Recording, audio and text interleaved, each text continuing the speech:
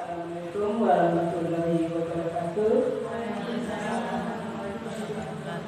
Yang terhormat Ibu Kepala Sekolah SD Ligapura 2, yang saya hormati Dewan Guru SD Ligapura 2, puji syukur kehadirat Allah yang telah melimpahkan rahmatnya kepada kita sehingga pada hari ini kita dapat berkumpul dalam keadaan sehat walafiat. Pertama-tama saya mengucapkan terima kasih.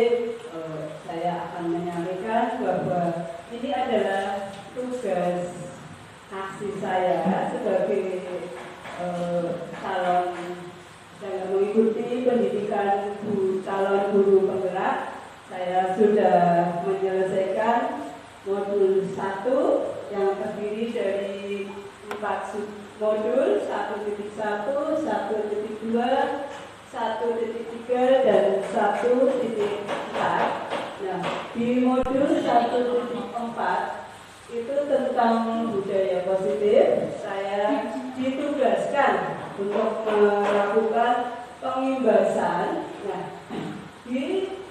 kepada teman-teman, terima kasih teman-teman. Mari kita melaksanakan untuk berkolaborasi, ya, membangun budaya positif yang ada di sekolah kita. Budaya positif adalah di sekolah ialah nilai, keyakinan dan kebiasaan sekolah yang berpihak pada murid dan berkembang menjadi pribadi yang kritis, penuh hormat dan tanggung jawab. Nah, eksplorasi konsep budaya positif, yang pertama perubahan paradigma, yang kedua arti disiplin, dan 3 perilaku motivasi manusia, kemudian keyakinan kelas, hukuman dan penghargaan, 5 kebutuhan dasar manusia, 5 posisi kontrol, kemudian segitiga restitusi. Kemudian yang perubahan paradigma adalah pembelajaran yang berprinsip pada pembelajaran terdiferensiasi, artinya bahwa di sini murid belajar sesuai dengan kebutuhan perkembangannya. Artinya bahwa kita sebagai guru melihat keunikan dan keberagaman pada siswa yang ada di kelas masing-masing, sehingga nanti terwujud profil pelajar Pancasila. Profil pelajar Pancasila yang terdiri dari 6 dimensi. Yang pertama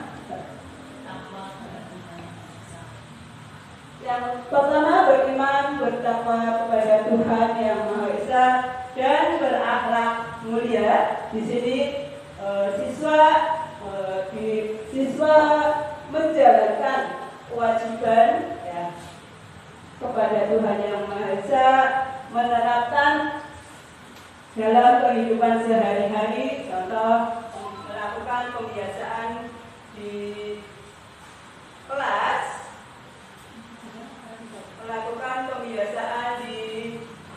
kelas, yaitu berdoa sebelum dan setelah pelajaran, kemudian melakukan ngaji bersama. Kemudian yang kedua berkebinekaan global, artinya bahwa siswa belajar tentang kearifan lokal yang ada di daerahnya masing-masing. Kemudian yang ketiga, gotong royong, bahwa siswa di sini sudah mengetahui bahwa kita tidak akan dapat hidup sendiri, ya. Kita harus saling bergotong royong, kemudian saling bantu dengan teman ketika ada teman yang kesusahan, kita harus tolong menolong. Kemudian yang keempat adalah mandiri. Di sini siswa berarti bisa berarti siswa dapat mengontrol emosinya, bagaimana ia bersikap, kemudian bagaimana dia berperilaku. Siswa ketika diberi tugas sudah tahu tanggung jawabnya masing-masing, tidak usah diperintah kembali oleh guru. Kemudian bernalar kritis, di mana siswa dia bisa mengeluarkan pendapat, kemudian bisa menyampaikan pendapat.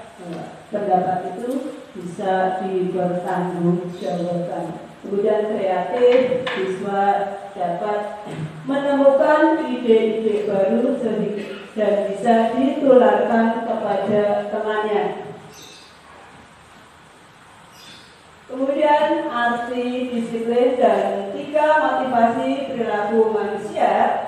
Disiplin diri membuat orang menggali potensinya menuju sebuah tujuan apa yang dia hargai. Dalam budaya kita, makna kata disiplin telah berubah menjadi sesuatu yang dilakukan seseorang pada orang lain untuk mendapatkan kepatuhan. Jadi kecenderungan umum menghubungkan kata disiplin dengan ketidaknyamanan, bukan apa yang kita hargai atau pencapaian suatu tujuan. Padahal kita di sini menginginkan tujuan disiplin di sini adalah supaya siswa bisa mempunyai sikap disiplin yang timbul dari diri sendiri, bukan karena paksaan atau bukan juga karena ingin menyenangkan gurunya. Oh, saya disiplin supaya gurunya senang, tidak marah-marah lagi kalau saya berangkat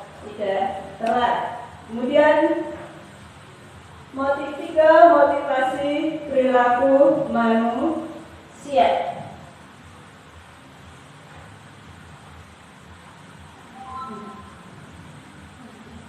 Motivasi adalah dorongan yang timbul dari seseorang secara sadar atau tidak sadar untuk melakukan suatu tindakan dengan tujuan tertentu. Jadi motivasi di sini adalah dorongan untuk apa saya melakukan suatu kegiatan. Yang pertama, motivasi perilaku manusia yang pertama adalah untuk menghindari ketidaknyamanan atau hukuman. Ini adalah tingkat terendah dari motivasi perilaku manusia. Biasanya orang yang motivasi perilakunya untuk menghindari hukuman atau ketidaknyamanan. Contoh di sini, ketika siswa melakukan disiplin karena dia takut dihukum atau karena tidak nyaman, berarti siswa tersebut melakukan disiplin karena ada motivasi eksternal, bukan motivasi internal. Motivasi eksternal, motivasi yang timbul dari luar. Nah, sedangkan di sini menginginkan motivasi intrinsik yang timbul dari dalam diri sendiri. Kemudian yang kedua, untuk mendapatkan imbalan atau penghargaan dari orang lain. Di sini orang berperilaku untuk mendapatkan imbalan atau penghargaan dari orang lain, atau siswa itu melakukan disiplin karena dia ingin mendapat penghargaan atau mendapat imbalan.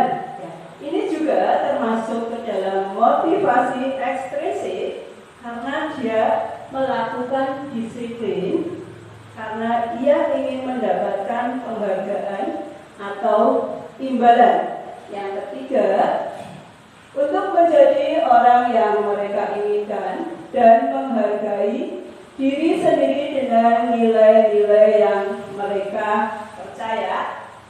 Mereka melakukan sesuatu karena nilai-nilai yang mereka yakini dan hargai. Nah, di sini motivasi yang ketiga adalah motivasi yang membuat orang memiliki perilakunya bersifat internal bukan eksternal. Jadi di sini anak melakukan sikap disiplin itu dari dalam diri sendiri, bukan karena paksaan, bukan karena dia ingin mendapatkan penghargaan, tapi dia sudah sadar apa yang harus dia lakukan, apa tujuan dia melakukan sikap disiplin, sehingga dia tidak terpengaruh oleh adanya ketidaknyamanan atau tidak terpengaruh oleh penghargaan atau hadiah.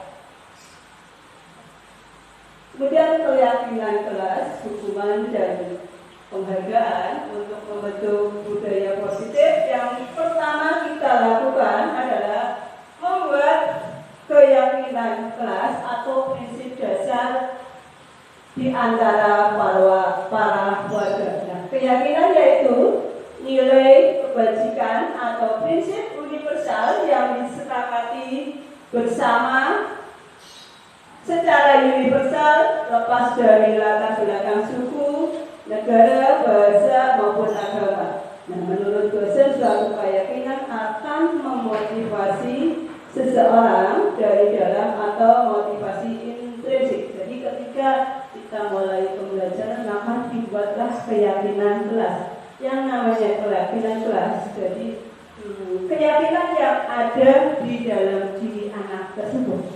Apa yang ingin anak itu inginkan sehingga nantinya anak tersebut bisa belajar dengan nyaman. Jadi anak itu mengungkapkan apa saja yang ingin mereka lakukan supaya dia merasa nyaman untuk belajar di sekolah.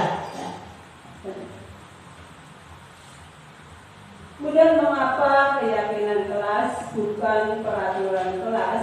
Mengapa adanya keyakinan kelas itu penting? Terbentuknya sebuah budaya positif, bagaimana mewujudkan sebuah keyakinan kelas yang efektif.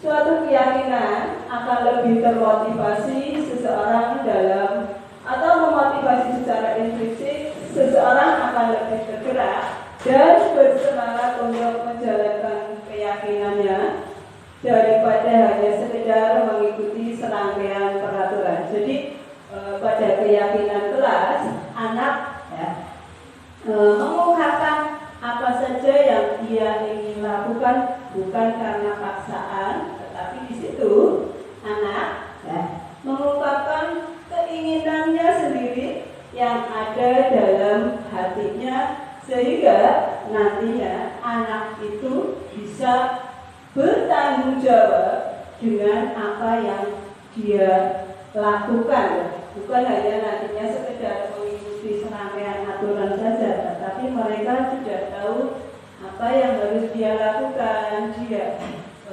keyakinan apa yang ada di kelas. Jadi nanti dia akan sadar bukan karena paksaan, bukan karena dia takut akan hukuman.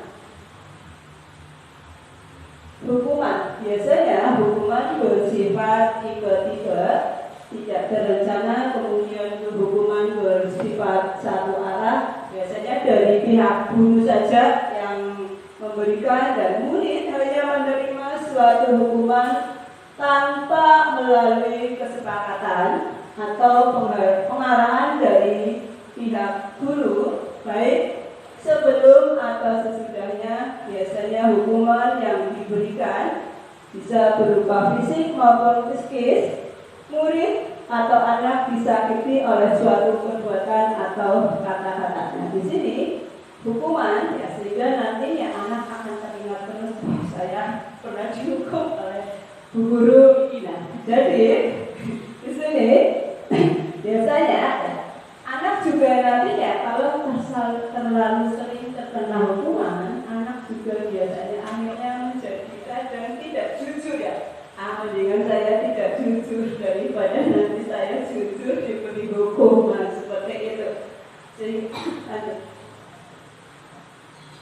kemudian sementara disiplin dalam bentuk berkonsekuensi, biasanya sudah terencana atau sudah disepakati, tetapi ya ini biasanya sudah dibahas dan disetujui oleh murid dan guru. Umumnya bentuk-bentuk konsekuensi dibuat oleh pihak guru saja, murid hanya menerimanya saja. Ya, nah kemudian murid sudah mengetahui sebelumnya konsekuensi yang akan diterima bila ada pelanggaran. Contoh misalnya ketika anak membuat kesalahan, karena ini bentuknya konsekuensi, biasanya ada jeda berapa kali baru nanti diberi hukuman. Kemudian penghargaan di sini ada sisi baiknya, ada sisi tidak baiknya. Nah, kemudian penghargaan itu ada tidak efektifnya. Tidak efektifnya yang bagaimana? Nah, penghargaan tidak efektif. Suatu penghargaan adalah suatu benda atau peristiwa yang diinginkan, yang dibuat dengan persyaratan dia hanya akan melakukan hal ini, maka anak akan mendapatkan penghargaan yang diinginkan. Jadi dia akan melakukan sesuatu jika mendapat penghargaan saja. Ketika tidak mendapatkan penghargaan, dia tidak akan melakukan sesuatu tersebut. Kemudian dia juga akan melakukan sesuatu ketika diiring-iringi. Ini loh, nanti ketika kamu melakukan sesuatu, kamu akan diberi hadiah. Nah, berarti dia hanya akan melakukan sesuatu ketika dia ada penghargaan. Kemudian jika saya mengharapkan suatu penghargaan dan tidak mendapatkannya, maka saya akan kecewa dan berkecil hati, serta kemungkinan lain kali saya tidak akan berusaha sekeras sebelumnya. Jadi penghargaan di sini, dia contoh misal sudah berusaha, ternyata dia tidak mendapatkan apa yang dia inginkan, akhirnya anak tersebut bisa kecewa sehingga timbul rasa besok saya tidak mau melakukan sesuatu lagi karena saya sudah berusaha melakukan sesuatu tetapi tidak mendapatkan penghargaan tersebut, sehingga akhirnya anak tersebut akan berkecil hati, akhirnya tidak mau melakukan lagi, akhirnya malas. Kemudian jika kita memberikan seseorang suatu penghargaan untuk melakukan sesuatu, maka kita harus terus-menerus memberikan penghargaan itu. Jika kita ingin orang tersebut meneruskan perilaku yang kita inginkan. Jadi ketika kita selalu memberikan penghargaan, maka ini harus ya, kepinginnya dilakukan harus terus memberikan penghargaan. Kalau tidak diberi penghargaan, nanti anak tersebut juga akhirnya tidak mau melakukan sesuatu karena ini ya tersebut ingin meneruskan perilaku yang kita inginkan. Kemudian di situ ada orang yang berusaha berhenti merokok, atau orang yang berusaha diet, menguruskan badan, bila tidak diberikan penghargaan, pasti tidak akan berhasil. Misalnya, ini sudah banyak contohnya di sekitar kita ya. Kepingin diet, ternyata karena tidak ada sesuatu yang dia inginkan, akhirnya dietnya jadi besok terus. Penghargaan merusak hubungan. Ketika seorang diberi penghargaan atau dipuji di depan banyak orang, maka yang lain akan merasa ini, dan sebagian dari mereka yang tidak menyukai orang yang diberi penghargaan tersebut. Contoh ketika ada anak yang katakanlah juara 1, kemudian diberi penghargaan, nah kemudian anak yang lain bagaimana? Anak yang lain tentu akan iri. Kemudian anak yang diberi penghargaan akan selalu dipuji, akan selalu disanjung. Nah, bagaimana dengan yang lain penghargaan, mereka lama-lama akan iri, kemudian mereka akan tidak menyukai anak yang sering diberi penghargaan, anak yang sering dipuji, kemudian dia juga anak yang tidak dapat penghargaan akan iri, dan juga sehingga nanti bisa menimbulkan yang namanya berkecil hati. Kemudian jika seorang guru sering memberikan penghargaan kepada murid-muridnya, besar kemungkinan murid-muridnya termotivasi hanya untuk menyenangkannya. Mereka tidak akan bersikap jujur kepada guru tersebut. Ketika misalnya di dalam kelas, guru tersebut ketika pelajaran memberikan penghargaan, misalnya ayo yang bisa mengerjakan nanti diberi penghargaan. Nah, kemungkinan murid-muridnya hanya termotivasi karena ingin menyenangkan gurunya saja. Saya mau nurut, bisa-bisa anak itu nanti nurut karena dia ingin membahagiakan gurunya, ya, sehingga mereka akan bersikap tidak jujur. Yang penting gurunya senang, ya. Kemudian kita dapat penghargaan tersebut. Kemudian penghargaan menciptakan persaingan di dalam kelas dan persaingan menciptakan kecemasan, ya. Penghargaan menciptakan persaingan di dalam kelas. Ya. Ketika kita sebagai guru, ketika anak disuruh mengerjakan tugas, sebagai guru kita akan memberi penghargaan. Biasanya anak tersebut akan berlomba-lomba supaya bagaimana supaya dia mendapat penghargaan, supaya gurunya senang. Nah, kemudian sehingga kepinginnya benar, kepinginnya cepat-cepat selesai. Akhirnya menimbulkan rasa was-was bagaimana saya harus bisa melakukan supaya dapat mendapatkan penghargaan. Kemudian mereka yang percaya bahwa mereka tidak memiliki kesempatan untuk mendapatkan penghargaan akan berhenti mencoba. Bagi anak-anak yang katakanlah tidak pernah memiliki kesempatan untuk mendapatkan penghargaan tersebut, lama-lama mereka akan bosan. Mereka akan berkata, paling anak-anak itu saja yang mendapat penghargaan. Kalau saya tidak, kemudian saya tidak mengerjakan, paling juga saya tidak akan pernah mendapat penghargaan. Yang dapat penghargaan juga anak-anak tersebut saja.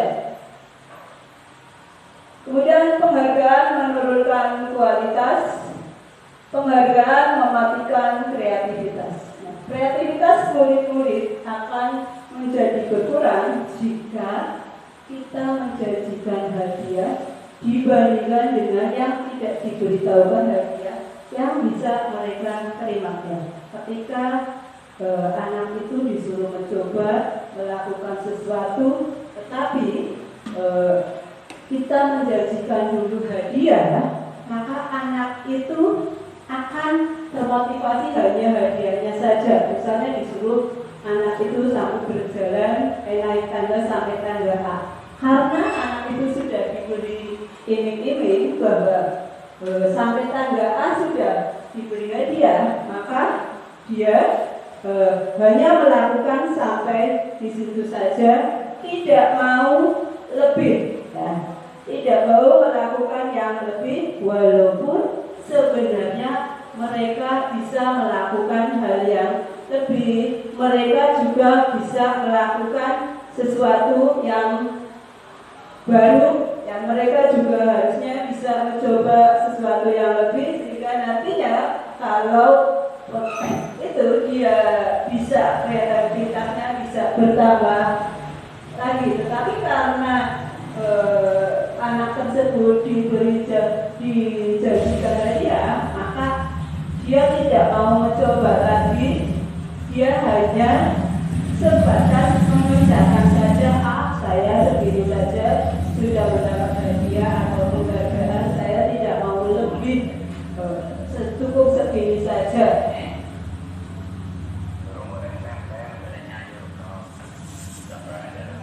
Kemudian keyakinan yaitu nilai-nilai kebajikan universal yang disepakati secara tersirat dan tersurat terlepas dari latar belakang suku, negara, bahasa, dan agama, yaitu keyakinan yang ada dalam hati kita, yang timbul dari dasar hati nurani kita.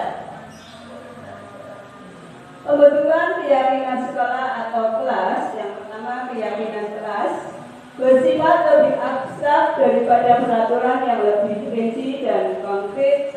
Kemudian keyakinan kelas berupa pernyataan-pernyataan universal, pernyataan keyakinan kelas senantiasa dibuat dalam bentuk positif, jadi tidak ada yang namanya hukuman.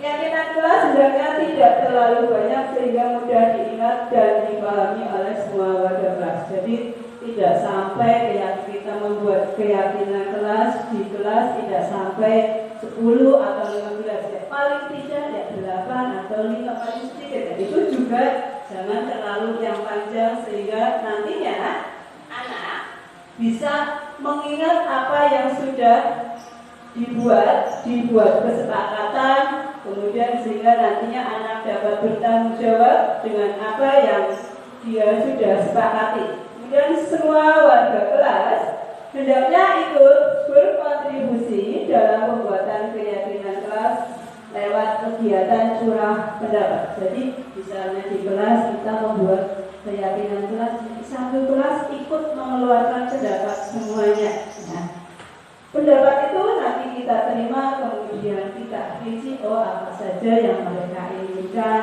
dan keyakinan kelas apa saja yang mereka inginkan supaya nanti kelasnya ya menjadi nyaman sehingga anak bisa betah untuk di dalam kelas. Kemudian bersedia meninjau kembali keyakinan kelas dari waktu ke waktu. Jadi keyakinan kelas bisa diubah ya, kapan saja, tidak harus gitu-gitu saja, tidak harus monoton. Kalau sekiranya keyakinan kelas itu bisa diubah, harus diubah ya diubah lagi. Kemudian salah satu kegiatan lain yang dapat dilakukan untuk memperdalam keyakinan kelas adalah mempelajari tanggung jawab setiap warga kelas. Ya, kemudian keyakinan bertanggung jawab serta hak seorang adalah sesuatu yang diungkapkan oleh Ki Hajar Dewantara tentang menumbuhkan murid yang merdeka. Kemudian 5 kebutuhan dasar manusia. Kebutuhan yang pertama kebutuhan untuk bertahan hidup, kemudian kebutuhan kasih sayang dan rasa diterima, kemudian kebebasan, kesenangan dan penguasaan. Jadi ketika seorang murid melakukan sesuatu perbuatan yang bertentangan dengan nilai-nilai kebajikan atau melanggar peraturan, itu sebenarnya dikatakan mereka gagal memenuhi kebutuhan dasar mereka. Nah, kebutuhan dasar yang pertama adalah kebutuhan bertahan hidup, adalah kebutuhan yang bersifat fisiologis untuk bertahan hidup, misalnya kesehatan, rumah, dan makan. Kebutuhan fisiologis sebagai bagian dari proses reproduksi termasuk kebutuhan untuk tetap bertahan hidup. Nah, komponen fisiologis pada kebutuhan ini meliputi kebutuhan akan perasaan aman. Jadi kebutuhan untuk bertahan hidup. Contoh misalnya ketika ada anak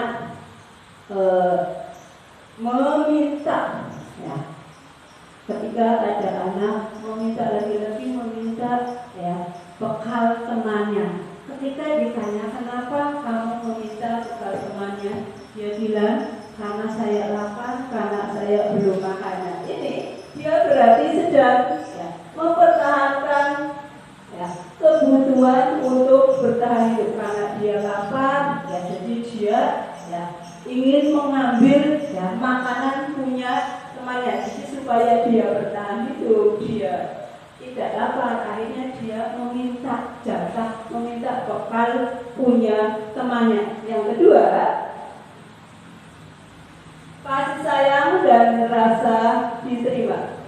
Kebutuhan ini adalah kebutuhan untuk disayangi dan diterima, meliputi kebutuhan akan hubungan dan koneksi sosial, kebutuhan untuk memberi dan menerima kasih sayang, dan kebutuhan untuk merasa menjadi bagian dari suatu kelompok. Contoh, misalnya di kelas kita suka ada anak yang baperan, kemudian ada anak yang caper. Nah, itu berarti dia menginginkan kebutuhan kasih sayang, kemungkinan di rumahnya dia kurang mendapatkan kasih sayang dari orang tuanya, sehingga dia di sekolah kepingin diperhatikan oleh teman-temannya, kepingin disayang, kepingin ditanya oleh gurunya, dia kepingin dihargai, kepingin dibutuhkan dalam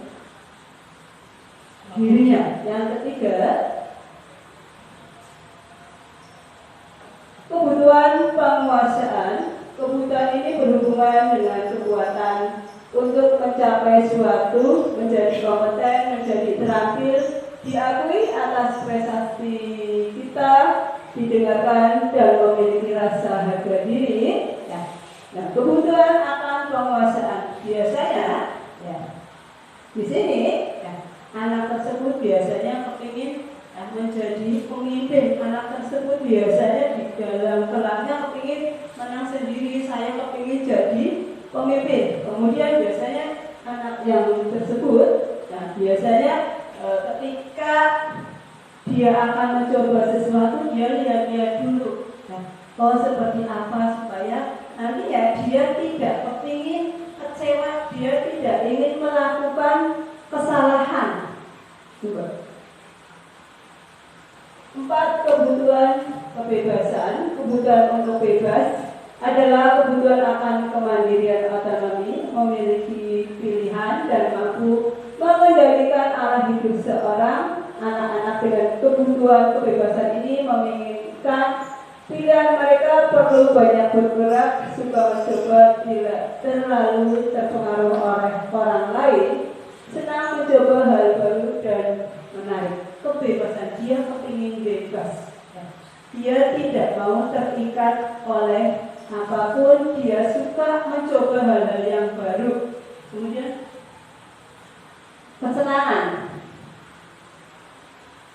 Kebutuhan akan kesenangan adalah kebutuhan untuk mencari kesenangan, bermain dan tertawa. Bayangannya hidup tanpa kenal betapa menyedihkan. Jadi di sini anak, misalnya ada anak yang sering iseng ke temannya, ketika ditanya, bisa nih suka meledek, kenapa? Kalau anak itu menjawab, senang Bu lihat mukanya. Ini termasuk salah satu kebutuhan untuk merasa senang silik, Kemudian 5 posisi kontrol yang diterapkan seorang guru, orang tua atau atasan dalam melakukan kontrol. Yang pertama, penghukum. Seorang penghukum biasanya menggunakan hukuman fisik atau verbal. Biasanya guru yang posisinya sebagai penghukum biasanya akan bersuara yang dengan nada yang tinggi, kemudian bahasa tubuh dan matanya melotot, jarinya menunjuk, kemudian menghadap. Contoh misalnya, kamu sudah tahu kan peraturan ini? Biasanya akan seperti itu. Kemudian yang kedua, membuat merasa bersalah. Pada posisi ini biasanya guru akan merasa bersuara lembut, memelas, halus, sedih. Nah, biasanya di sini biasanya nantinya anak akan merasa saya salah, saya tidak dapat membahagiakan orang lain. Kemudian posisi kontrol sebagai teman, guru pada posisi ini tidak akan menyakiti murid. Nada suara ramah, akrab dan bercanda. Biasanya guru pada posisi teman itu dia bisa mendekati anak tersebut, tapi dia bisa mengambil informasi dari anak tersebut. Tetapi sisi negatifnya, si anak tersebut nantinya tidak akan bisa mandiri. Akhirnya ketergantungan dengan gurunya. Kemudian sebagai pemantau. Memantau berarti mengawasi. Pada saat kita mengawasi, kita bertanggung jawab atas perilaku yang kita awasi. Posisi ini, guru biasanya nada suaranya datar dan bahasa tubuh formal. Yang kelima adalah manager.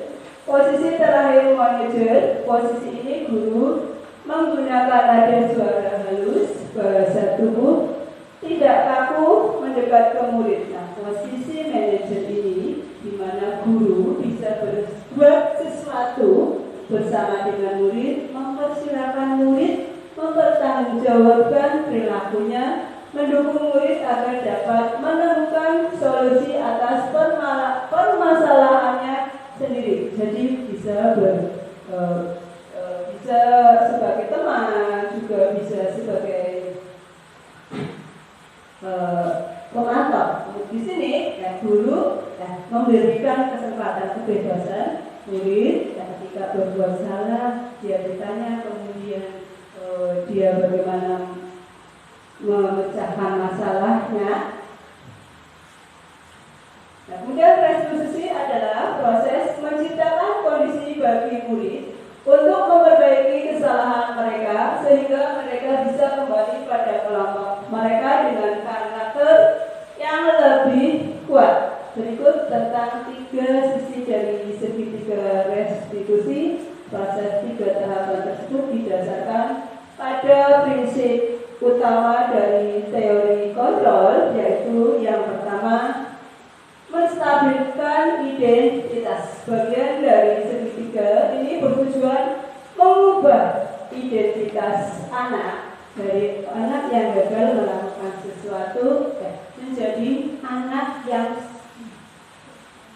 sukses. Kemudian yang kedua, validasi tindakan yang salah. Setiap tindakan kita lakukan dengan satu tujuan, yaitu untuk memenuhi kebutuhan dasar. Kalau kita memahami kebutuhan dasar apa yang menjadi dasar sebuah tindakan, kita akan menemukan cara yang efektif untuk memenuhi kebutuhan tersebut.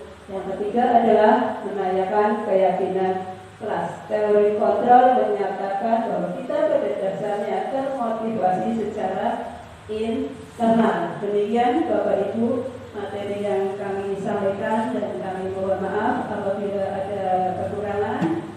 Sekali lagi saya mengucapkan terima kasih. Wassalamualaikum warahmatullahi wabarakatuh. Waalaikumsalam warahmatullahi wabarakatuh.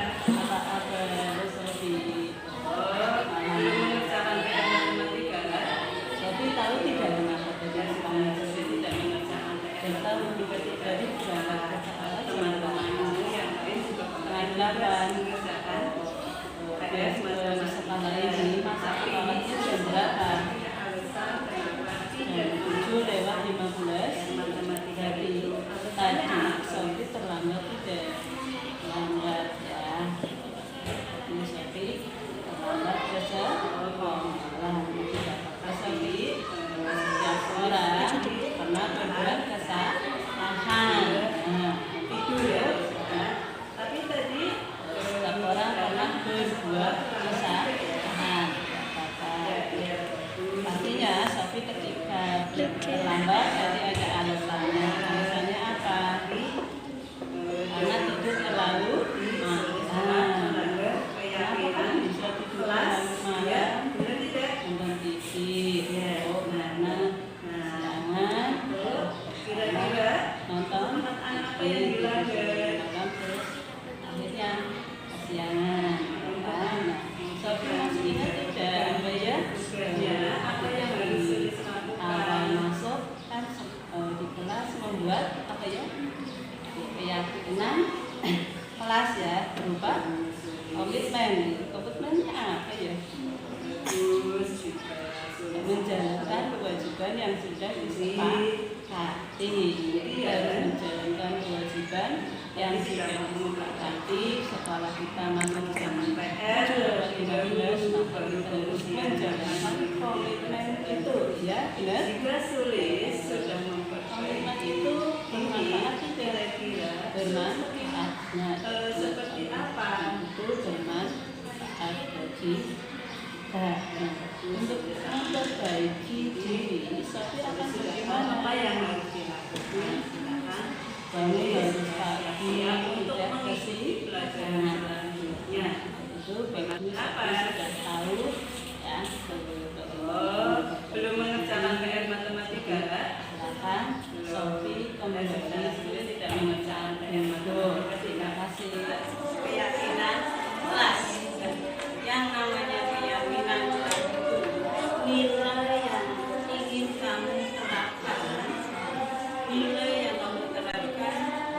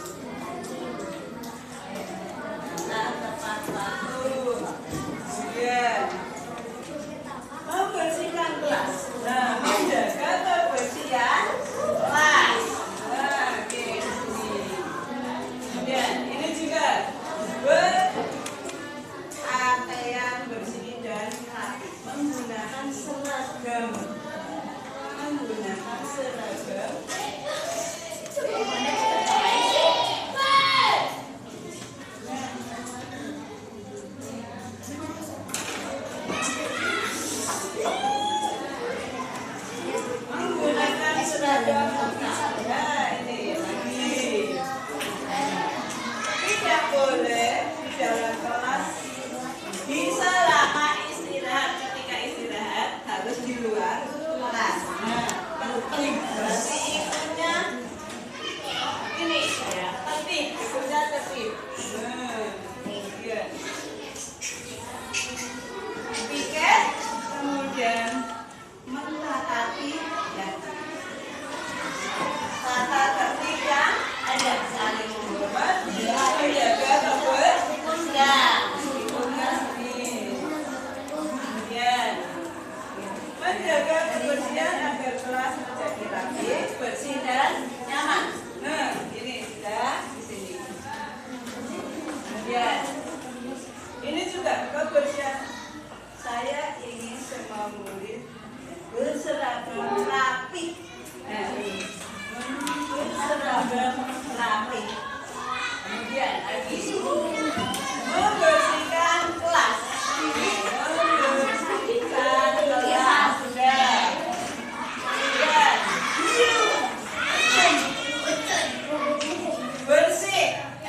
Bersih tidak berisik. Ini saling menghormati.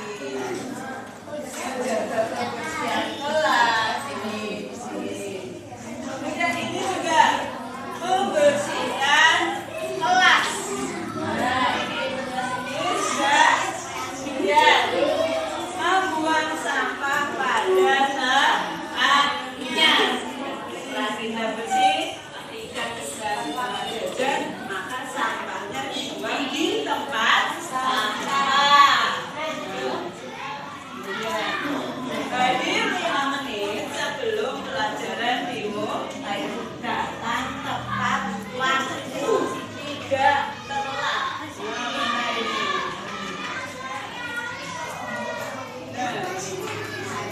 Kemudian berpakaian rapi. Nah, ini menggunakan seragam lengkap.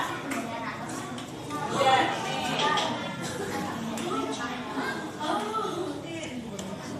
tidak ada murid atau yang ribut, berarti saling menghormati, tidak berkelahi, berguru, berbicara kami mendengarkan.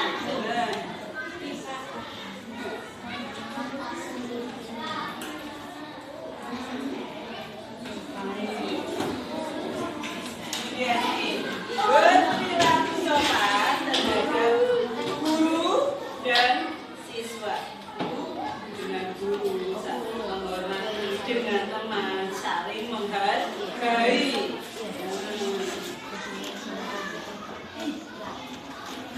Kemudian bersih dan rapi, sopan terhadap guru, berarti ikutnya saling menghormati. Ini saling menghormati. Kemudian ini juga bersih dan rapi, menjaga kebersihan kelas.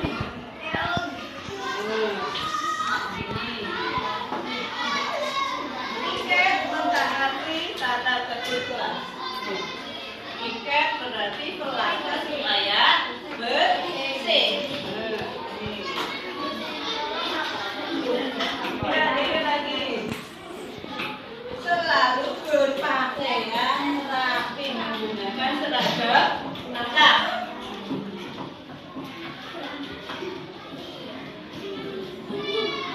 Ya, ini bersih, nyaman, hadir 5 menit sebelum pelajaran ini. Saling menghormati, menjaga kebersihan, datang tepat waktu, menggunakan seragam lengkap. Kemudian hadir 5 menit sebelum pelajaran dimulai. Datang tepat waktu.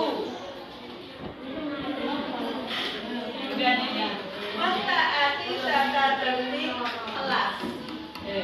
Saling menghormati, menjaga kebersihan, datang tepat waktu, kemudian menggunakan seragam lengkap.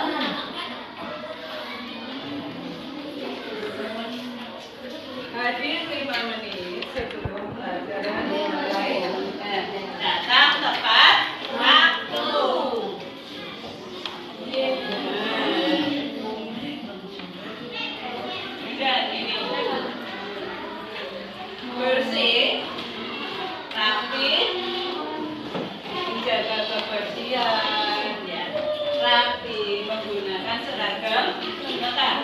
Ini keyakinan kelas yang kamu buat, jadi saling menghormati, menjaga kebersihan kelas, datang tepat waktu, kemudian menggunakan seragam lengkap.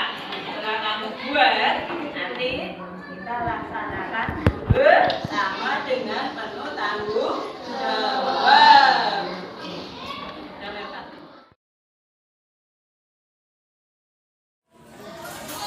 Barisan siap, gerak.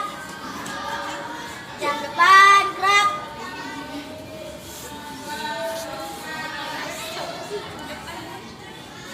Gerak, gerak. 5 kali 5. 3 kali 5. Aduh, anak-anak. 3 kali 5. 2 kali 8. 3 kali 6. Bapak, 3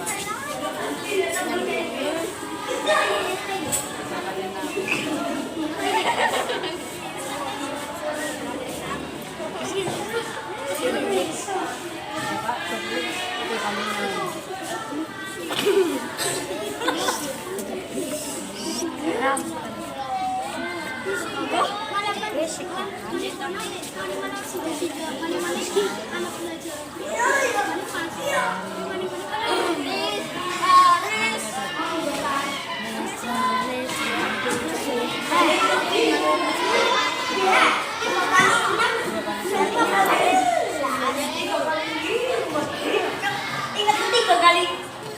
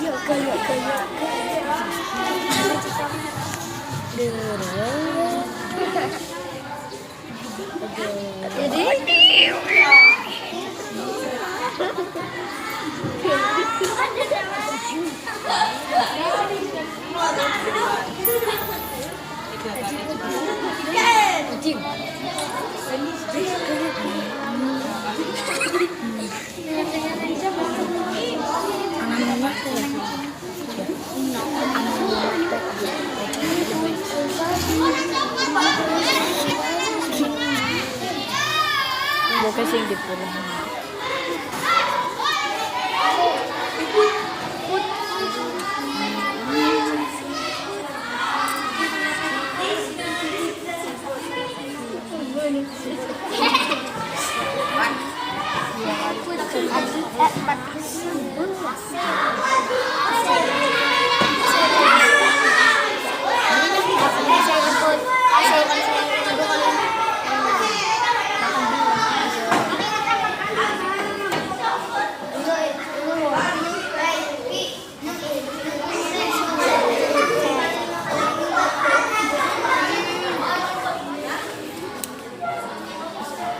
Kerja peluk.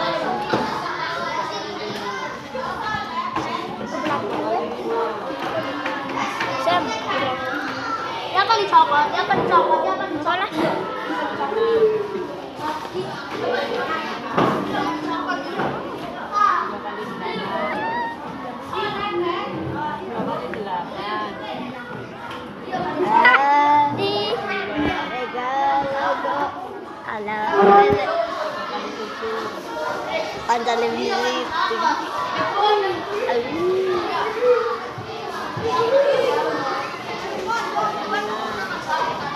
Foto tah akeh atik lift tik celes.